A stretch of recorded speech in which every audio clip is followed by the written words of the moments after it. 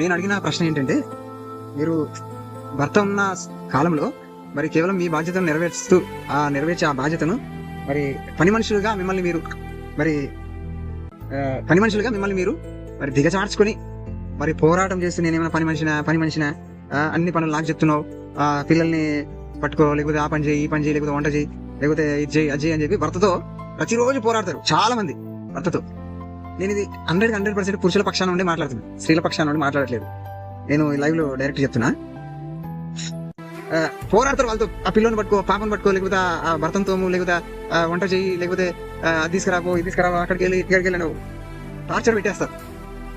ఆ తర్వాత అదే భర్త చనిపోయిన తర్వాత నేను ఒక్కదాన్ని చేయాలా, నేను ఏమైనా పని మనిషి అనుకుంటున్నావా అని చెప్పి మరి బాధపడేటువంటి అదే స్త్రీ భర్త చనిపోయిన తర్వాత ఆమె పనే కాకుండా నేను ఒకప్పుడు ఏదైతే నేను పని మనిషినా అనేటువంటి ఆ పని చేస్తూ కంప్లీట్ గా మళ్ళీ వాళ్ళ భర్త పని కూడా బయట పోయి ఉద్యోగం చేసి వచ్చి మరి ఇంట్లో ఉన్న పిల్లల్ని మరి అన్నిటి కూడా మరి చూసుకుంటుంది.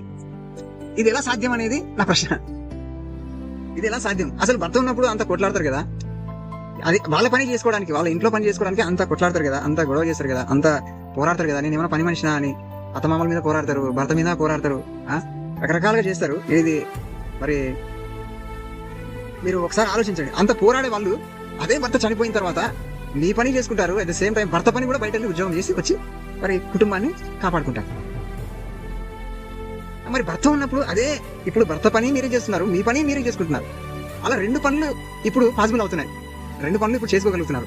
అప్పుడు ఎందుకని మీ పని మాత్రమే చేసుకోలేకపోయినారు అన్నది ఇక్కడ ప్రశ్న. ఈ ప్రశ్న నేను ఎందుకు అడుగుతున్నా అంటే, పిల్లరా, ఈ రోజు ఈ సమాజంలో మరి మనుషులు చెడిపోవడానికి గల కారణం ఏంటంటే, ఈ ప్రశ్నకు మరి ఈ సమాజంలో మరి మనుషులు చెడిపోవడానికి 100% సంబంధం ఉంది. చాలా జాగ్రత్తగా గమనించండి.